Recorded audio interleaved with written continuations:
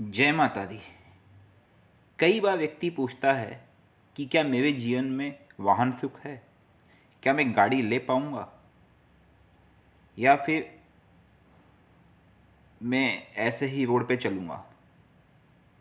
तो इसका बहुत सीधा सीधा उपाय है। आप अपनी कुंडली में 3 सूत्रों को अपना लें, आप खुद जान जाओगे कि आपके जीवन में वाहन सुख है या नहीं है।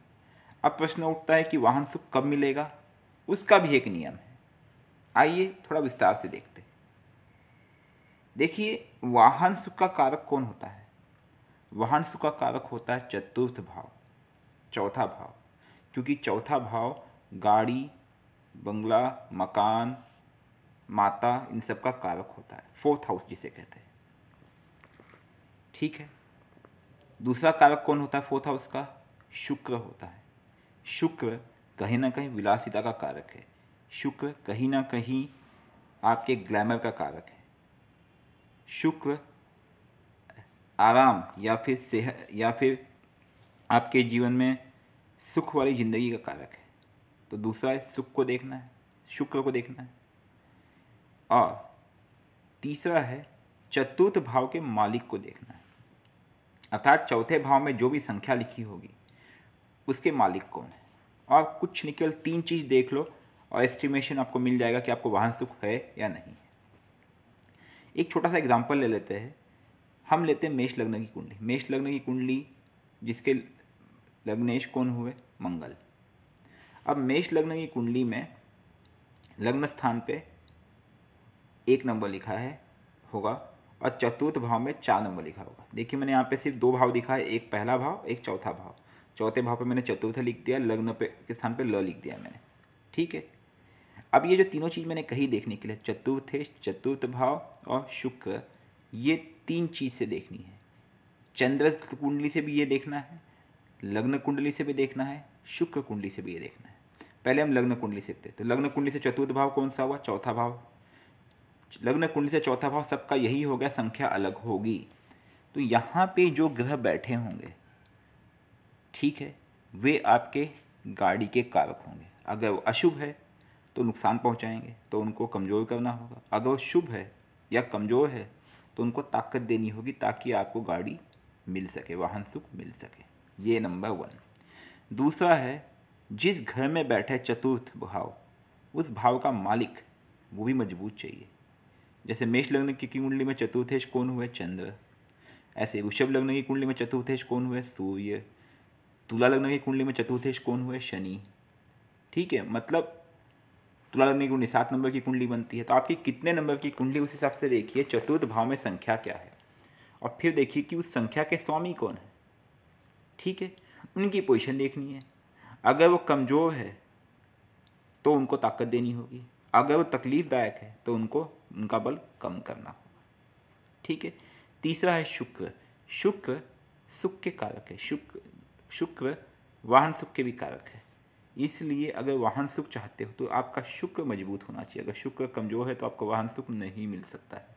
इस बात का आपको विशेष ध्यान रखना है। ठीक है। अब ये आपने लग्न से देख लिया। दूसरा, ऐसे ही आप देखो आपकी चंद्र की पोजीशन का। हमने इस कुंड यहाँ पे दिखाने के लिए चंद्र को लग्न में दिखा दिया है। सपोज ये चंद्र लग्न में ना होकर के पंचम भाव में होता, ठीक है, तो वहाँ से आप 4 नंबर देखेंगे। वहाँ से 4 नंबर कौन सा हो गया? अष्टम भाव। सपोज आपका लग्न यहाँ ना होकर के भाग्य भाव में होता, तो वहाँ से आप 4 नंबर देखोगे, तो वहाँ से चतुर्थेश कौन हो गया? द्वादश भाव। तो अब चंद्र से आपको फिर से वही रूल फॉलो करना है। पहला चतुर्थ भाव, दूसरा उसके चतुर्थ भाव का मालिक और तीसरा शुक्र, और पोजीशन देख लो। और ऐसे ही शुक्र से देखना है। आपका शुक्र जहाँ बैठा, हमने उदाहरण के लिए यहाँ पे शुक्र को लग्न में दिखाया है। शुक्र कहीं भी हो सकता है आपकी कुंडली में। ये संभव नहीं है कि तीनों को एक साथ आ जाएंगे, चंद्र शुक्र लग्न में आ जाए इतना आसानी से, नहीं। ये बहुत रेयर कॉम्बिनेशन है। तो शुक्र कहीं भी हो सकता है। हो सकता है शुक्र 12 भाव में कहीं भी बैठा हो, तो वहाँ से काउंट करना है 1 2 3 4। वो चौथा भाव जो होगा उस भाव को देखना है, उसके भावेश को देखना है, उसके मतलब मालिक कौन है, जो भी संख्या लिखी होगी, और शुक्र तो खुद ही बैठा हुआ है जहाँ पे। इनकी पोजीशन देखनी है। अब देखना है कि इनमें से अगर कोई अशुभ है, देखिए 3 ऑप्शन दे दिए मैंने, आप किसी भी ऑप्शन को अपना लें और उस ऑप्शन के ग्रह को मजबूत कर दे जो शुभ हो। कोई अशुभ है तो उसे मजबूत मत करना, नुकसान भी हो जाएगा। फॉर एग्जाम्पल शनि कहीं नीच का होकर बैठा है, शनि 1 नंबर में नीच का होता है, ठीक है, और शनि हालांकि यहाँ पे कारक बन रहा है, मतलब इस फॉर्मूले में बैठ रहा है, लेकिन शनि आपको वहाँ नुकसान भी कर दे, हो सकता है आपको वहाँ बैठ के हेल्थ इश्यूज बना दे। तब क्या करना है फिर? ऐसे केस में आप नहीं कर सकते ना, एक तरफ आप वाहन सुख लेने जाओगे, दूसरी तरफ आप हेल्थ इश्यूज ले लोगे, ठीक है।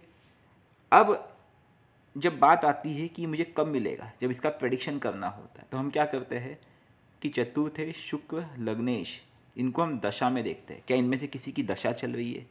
दशा भी 5 तरह की होती है, लेकिन हम केवल 2 या 3 दशाएं देखते हैं। एक देखते हैं हम लोग महादशा, सबसे इम्पॉर्टेंट।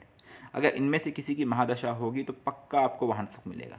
दूसरा हम देखते हैं अंतर्दशा, और तीसरा देखते हैं हम प्रत्यंतर दशा। प्रत्यंतर दशा के आगे हम नहीं आते, मेन तो पहले 2 ही होते, महादशा और अंतर्दशा। इनमें से किसी की भी अंतर्दशा आएगी या महादशा आएगी तो आपको वाहन सुख के कारक बन सकते हो, उनको मजबूत करना उससे। और दूसरा हम देखते हैं गोचर। अगर गोचर में वो ग्रह शुभ भाव में, शुभ स्थान में पहुंच जाए, चतुर्थ वहाँ पे भी हो जाए, तो आपको वाहन सुख दे देंगे। अगर आप इस नियम को पालन करेंगे तो आप खुद देख लेंगे आपकी कुंडली वाहन सुख है नहीं, और वाहन सुख अगर नहीं हुआ तो भी आप उसको जनरेट कर सकते हो सही समय पे प्रेडिक्ट करके कि मुझे किसको बल देना है और किसको यहाँ पे कमज़ोर करना है। ये एक शतरंज का खेल है दोस्तों, कुंडली कुछ नहीं, शतरंज का खेल। आपको बस समझ में आना चाहिए कि यहाँ पे प्यादा को मजबूत करना है या मुझे वजीर को बचाना है। आपके कुछ भी प्रश्न होंगे इसको लेकर के, इस टॉपिक को लेकर, आप नीचे कमेंट में डाल दीजिएगा। लेकिन आपको समझ में आ चुका होगा, बहुत ही सरल उपाय।